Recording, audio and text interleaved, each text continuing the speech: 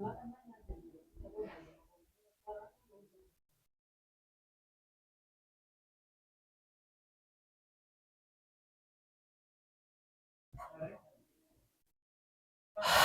My dear students, welcome back to my YouTube channel. मेरे YouTube channel पे आप लोग का बहुत बहुत स्वागत है।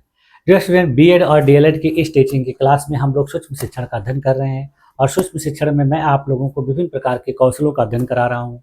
ये कौशल देखिए 14-15 कौशल के रूप में होते हैं, लेकिन आपके कॉलेज में, आपके जो ट्रेनिंग में आपको 8 कौशल जो है करवाए जाते हैं। तो मैंने आप लोगों को इन क्लासेस में 8 कौशल अभी तक करवा दिए हैं। आज मुझे एक और कौशल जो है बहुत जगह इस्तेमाल किया जाता है, बहुत उपयोगी होता है, जिसको उद्दीपन विविधता कौशल कहा जाता है। इसका भी अध्ययन करा दूंगा, जिसके बाद आपका सूक्ष्म शिक्षण से संबंधित कौशलों का जो पूरा क्लास था वो कंप्लीट हो जाएगा। इन क्लासेस में मैं आप लोगों को सूक्ष्म शिक्षण कौशल के महत्वपूर्ण घटक, उनके क्या उद्देश्य होते हैं, उनकी पाठ्य योजना को कैसे बनाया जाता है, सारी चीज़ों को बता रहा हूँ। इसका उपयोग आप लोगों का जब स्किल वाली क्लास कराई जाती है बीएड और डीएलएड की, तो उसमें काफ़ी उपयोग होगा और आप लोग इसकी मदद से उस स्किल को अच्छे तरीके से प्रैक्टिस कर सकते हैं, सीख सकते हैं। बहुत से ऐसे स्टूडेंट होते हैं जो रेगुलर क्लास नहीं करते हैं, तो उनके लिए क्लासेस जो है काफ़ी उपयोगी होंगी और आप लोग इसका प्रैक्टिस जो है अच्छे तरीके से कर लेंगे, तो बाद में आप जब मेगा टीचिंग करेंगे तो उसमें आप अच्छे तरीके से टीचिंग कर पाएंगे। और उसके बाद इन सारी चीज़ों का देखिए मेन मकसद क्या होता है कि जब आप एक शिक्षक के रूप में किसी स्कूल में पढ़ाने के लिए जाएँ, तो आपको किसी भी प्रकार की कोई समस्या ना हो, बच्चे आपके द्वारा पढ़ाई गई चीज़ों को अच्छे तरीके से समझ पाएँ। तो इन्हीं सब चीज़ों को इसलिए आप लोग को सिखाया जाता है। हर कॉलेज में देखिए 40 दिन का लगभग आपका इंटर्नशिप का प्रोग्राम होता है, तो उस 40 दिन में आपको अच्छे तरीके से टीचिंग को सिखाना होता है। तो उसी की कड़ी में ये सारी चीज़ें आपको कराई जा रही हैं। आज की क्लास में देखिए हम लोग को, ये देखिए 12वीं क्लास है, इसमें पाठ समापन कौशल हम लोगों ने पिछली क्लास में किया था। इसके बाद ये जो है उद्दीपन परिवर्तन कौशल कहा जाता है और इसको ही अध्ययन करना है। तो चलिए इसको देखा जाए कि ये उद्दीपन परिवर्तन कौशल होता है। हाँ, देखिए हम लोग टीचिंग यानी शिक्षण या अध्यापन टॉपिक को अध्ययन कर रहे हैं और इसमें मैं आप लोगों को सूक्ष्म शिक्षण कौशल का अध्ययन कर रहा हूँ। सूक्ष्म शिक्षण कौशल के अंतर्गत आज की क्लास का जो टॉपिक है उद्दीपन विविधता कौशल, जिसको स्टिमुलस वेरिएशन स्किल कहा जाता है। सबसे पहले हम लोग देख लेते हैं कि ये उद्दीपन विविधता कौशल का अर्थ क्या होता है। तो देखिए, शिक्षण के दौरान छात्रों का ध्यान बनाए रखने और उन्हें सक्रिय रखने के लिए शिक्षक के द्वारा आवाज, हाव भाव, गतिविधि, शिक्षण सामग्री आदि में विविधता लाने की क्षमता को उद्दीपन विविधता कौशल कहते हैं। यानी क्लास में बच्चों का ध्यान बनाए रखने के लिए और उन्हें एक्टिव रखने के लिए टीचर जो कुछ भी क्लास में करता है, उसमें जैसे अपनी आवाज़ में उतार चढ़ाव, अपने हाव भाव में बदलाव, अपनी एक्टिविटी गतिविधि में बदलाव, विभिन्न प्रकार की शिक्षण सामग्री में बदलाव करने का जो गुण होता है, जो स्किल होता है, वो विविधता के अंतर्गत आता है। इसको सरल शब्दों में कहा जा सकता है कि कक्षा में छात्रों का ध्यान बनाए रखने के लिए विभिन्न तरीकों का प्रयोग करना ही उद्दीपन विविधता कौशल है। यानी क्लास में बच्चों का ध्यान इधर उधर ना भटके, बच्चे आपके लेक्चर पे ध्यान बनाए रखें। तो उसको बनाए रखने के लिए आप क्लास में जो कुछ भी उपाय करते हो, जो कुछ भी क्रिया करते हो, वो सब उद्दीपन विविधता कौशल में आता है। इस कौशल का देखिए उद्देश्य क्या होता है। उद्दीपन विविधता कौशल का सबसे पहला काम होता है छात्रों का ध्यान बनाए रखना। दूसरा होता है क्लास में नीरसता को दूर रखना। यानी एक ही तरीके से अगर आप क्लास में लेक्चर देते रह जाएंगे तो बच्चे बोर हो जाते हैं, तो इसीलिए थोड़ा बहुत उसमें बदलाव। देखिए बहुत से टीचर क्या करते हैं कि क्लास में पढ़ाते पढ़ाते बच्चों से कुछ हंसी मजाक कर लेते हैं, कुछ अलग से एक्टिविटी कर लेते हैं, कुछ चीज़ों को पढ़ाते समय उस तरीके की आवाज़ निकालते हैं, या क्लास में टहलते हैं या किसी बच्चे के पास जाकर कुछ उसको बोलते हैं। तो ये विभिन्न प्रकार के जो हाव भाव हैं, यही सब इसके अंतर्गत आते हैं। इससे देखिए तीसरा काम क्या है कि बच्चों में रुचि उत्पन्न करना, सक्रिय सहभागिता बढ़ाना और प्रभावी शिक्षण करना। ये 5 मुख्य उद्देश्य इसके होते हैं। अब देखिए इस कौशल के प्रमुख घटक कौन कौन से होते हैं वो भी देख लेते हैं। उद्दीपन विविधता कौशल के प्रमुख घटक, तो सबसे पहला होता है इसका घटक शिक्षक की गति, टीचर मूवमेंट। यानी शिक्षक का कक्षा में उचित रूप से चलना, एक ही जगह स्टैंड नहीं होना है, बल्कि क्लास में बच्चों के पास भी जाना है। अगर पढ़ा भी रहे हैं तो आप इस तरीके से मूव कर सकते हैं, इस तरीके से मूव कर सकते हैं। तो ये भी क्या है, इसी के अंतर्गत आता है। एक ही स्थान पर स्थिर न रहें, छात्रों के पास जाएं। जैसे कि मैंने अभी बताया कि पढ़ाते पढ़ाते आप बोलते बोलते छात्रों के पास चले जाएं, फिर किसी बच्चे के पास खड़े हो जाएं इस तरीके, या फिर अपने जहां पर आप पढ़ाते हैं वहां पर आ जाएं, इस तरीके से। उदाहरण के लिए, शिक्षक पढ़ाते समय पूरी कक्षा में घूमता है। तो ये सब इसी के अंतर्गत आते हैं, ये इसका पहला घटक है। दूसरा देखिए घटक इसका क्या है कि हाव भाव यानी जेस्चर, जैसे हाथ, चेहरे और शरीर के भावों का प्रयोग करना। देखिए बहुत से क्लास में टीचर जो होते हैं एकदम स्टैचू जैसे खड़े हो जाते हैं, तो इस तरीके से पढ़ाना चले, बल्कि आप हाथों का प्रयोग करिए, अपने चेहरे के इंप्रेशन में उतार चढ़ाव करिए। विभिन्न प्रकार की गतिविधियां जो करती हैं वो सब इसी के अंतर्गत आते हैं, जैसे हाथ के संकेत, चेहरे के भाव, यानी आप कुछ ऐसा टॉपिक पढ़ा रहे हो जिसमें आपको अपने चेहरे का भाव भी उसी प्रकार से व्यक्त करना चाहिए, जिससे क्या होगा कि बच्चों का ध्यान जो है आपकी तरफ आकर्षित होगा। उदाहरण के लिए देखिए, महत्वपूर्ण बिंदु बताते समय हाथ से संकेत देना। देखिए विभिन्न प्रकार के जो इंपॉर्टेंट पॉइंट बताए जाते हैं तो हाथों से संकेत दिया जाता है, तो ये विभिन्न प्रकार के संकेत भी इसी के अंतर्गत आते हैं। अगला घटक है देखिए आवाज में उतार चढ़ाव यानी वॉइस मॉड्यूलेशन। इसका मतलब कि आवाज को बदल कर पढ़ाना, कभी धीमी आवाज में तो कभी तेज आवाज में। महत्वपूर्ण शब्द पर जोर देना, जैसे कभी कभी क्या है कि कोई टॉपिक ऐसा है जिसको जोर से बोला जाए, आवाज तेज की जाए, फिर थोड़ा शांत हो जाए।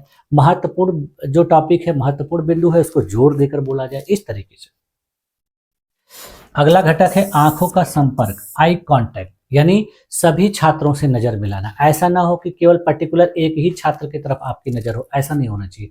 आपकी नजर क्लास में हर बच्चों की तरफ जानी चाहिए, इससे लगेगा उनको कि टीचर का ध्यान जो है हमारी तरफ भी है। अगर आप किसी एक पर्टिकुलर बच्चे की तरफ ध्यान करेंगे तो बच्चों को लगेगा कि सर जो है बायस हैं, यानी वो किसी एक बच्चे के ऊपर ही ध्यान दे रहे, बाकी लोगों के ऊपर ध्यान नहीं। तो इसलिए हर पूरी क्लास में आपका ध्यान चारों तरफ जाना चाहिए।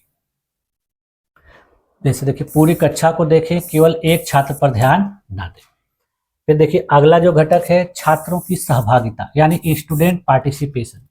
इसका मतलब कि छात्रों को क्लास में पार्टिसिपेट करके रखिए, सक्रिय बना के रखिए, उनको भी अपने लेक्चर के साथ जोड़ के रखिए, तब जाके क्या होगा कि क्लास बढ़िया से चलेगी। क्लास में जो चीज़ बताई जाएगी बच्चे उसको अच्छे से समझेंगे। देखिए छात्रों को सक्रिय रखना, उनको एक्टिव रखना, जैसे उनसे बीच बीच में प्रश्न पूछते रहना, उनसे किसी भी बात पर डिस्कस करते रहना या किसी चीज़ का जवाब उनसे प्राप्त करना, गतिविधि देना, उनको कोई एक्टिविटी दे दी जाए कि जिससे वो करने लगे। या फिर आप कोई टॉपिक पढ़ा रहे हैं, उसमें कोई ऐसा चीज़ आया, अगर मान लीजिए कोई कैलकुलेशन है या कोई प्रतिशत है, तो बच्चों को आप बोले कि आप प्रतिशत निकाल के बताओ मुझे, तो इस तरीके से बच्चे भी इन्वॉल्व रहेंगे। इसके बाद फिर अगला घटक है शिक्षण सहायक सामग्री का प्रयोग करना, यानी क्लास में पढ़ाते समय विभिन्न प्रकार के TLM का प्रयोग करना भी जरूरी होता है। ये भी उद्दीपन विविधता कौशल में भी आता है और जो है आपका उदाहरण कौशल में भी आता है, तो उस दोनों में इसका उपयोग होता है। जैसे देखिए चार्ट, मॉडल, मानचित्र, चित्र इत्यादि का प्रयोग करना। क्लास में भूगोल अगर आप पढ़ा रहे हैं, भारत की नदियों के बारे में पढ़ा रहे हैं, भारत की पर्वत चोटियों के बारे में पढ़ा रहे हैं, दर्रों के बारे में पढ़ा रहे हैं, तो आप बच्चों को मानचित्र दिखा के उन सारी चीज़ों को उसमें दिखाइए। इसके बाद अगर किसी जीव विज्ञान का टॉपिक आप पढ़ा रहे हैं तो उसका अगर चार्ट आपके पास है तो उसको अच्छे तरीके से बच्चों को दिखाइए। तो ये सारी चीज़ें इसके घटक में आती हैं। इसके बाद फिर देखिए अगला घटक है इसका मौन और विराम, पॉज एंड साइलेंस, यानी महत्वपूर्ण बिंदु पर थोड़ी देर रुकना, फिर छात्रों को सोचने का समय देना। अगर आप कोई ऐसा टॉपिक पढ़ा रहे हैं जिसको पढ़ाने के बाद, बोलने के बाद थोड़ा रुक जाए, तो बच्चे क्या होगा उस चीज़ पर ध्यान देंगे, फिर उसके बाद आप बोलना शुरू करें। तो इस तरीके से होता है। इसके बाद ध्यान केंद्र परिवर्तन यानी चेंज इन फोकस, कभी बोर्ड, कभी छात्रों, कभी चार्ट की ओर ध्यान देना, यानी आप फोकस जो है एक ही चीज़ पर कंटिन्यूअस ना करें, बल्कि कभी बोर्ड पर करें, थोड़ी देर बोर्ड पर आप बताएं, फिर उसके बाद बच्चों की तरफ देखें। अगर कोई चार्ट वगैरह है तो फिर चार्ट पे फोकस करें।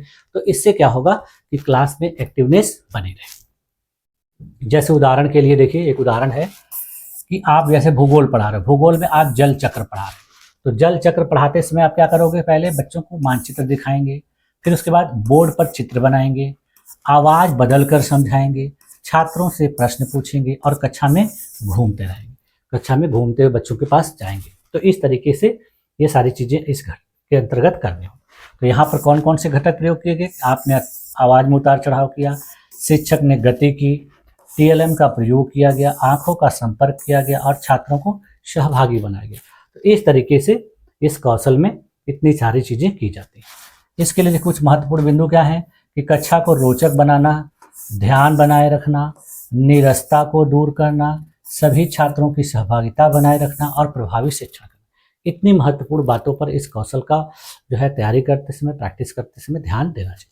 ठीक है, आप देखिए जैसे हर कौशल की पाठ्य योजना बनाई जाती है तो उसी प्रकार से इस कौशल की भी बनेगी। सब फॉर्मेट एक ही तरह से रहेगा, बस लास्ट में थोड़ा बहुत चेंजेस होते रहते हैं। जैसे यहाँ भी आप क्या लिखेंगे कि सूक्ष्म शिक्षण कौशल पाठ्य योजना, सूक्ष्म शिक्षण कौशल पाठ्य योजना, ये कौन सा है आपका? 9वां है। 8 हम लोगों ने कर लिया। अब ये कौन सा कौशल है? तो इसका नाम है उद्दीपन विविधता कौशल। ठीक है, उद्दीपन विविधता कौशल, इस तरीके से ये कौशल हो गया। और उसके बाद आप ये जो टेबल एक बनाएंगे इस तरीके से, यहाँ पे 4 कॉलम होंगे, दिनांक, कक्षा, चक्र, अवधि, यहाँ तारीख, यहाँ क्लास, यहाँ अवधि दे देंगे।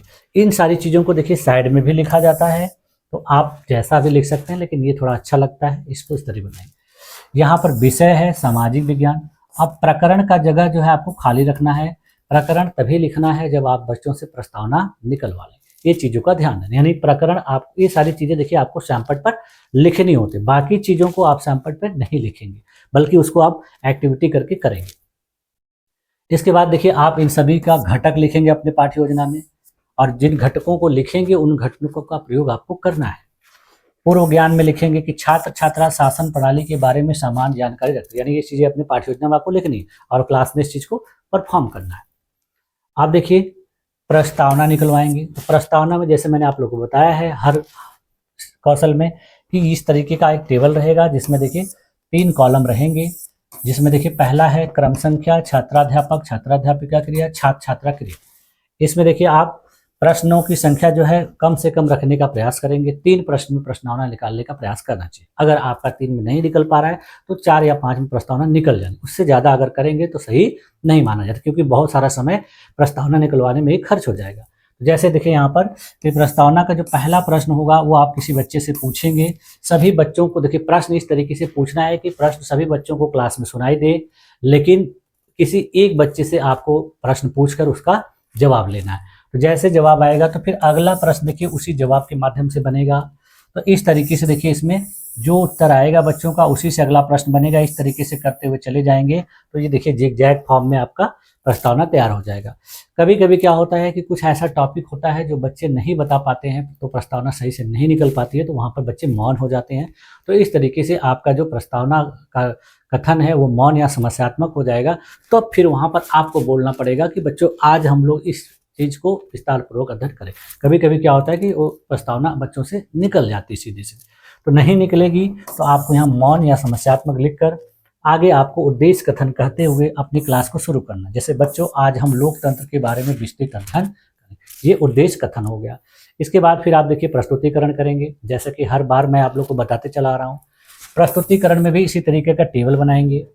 3 कॉलम रहेगा, शिक्षण बिंदु, छात्राध्यापक छात्राध्यापिका क्रिया, छात्र छात्रा क्रिया।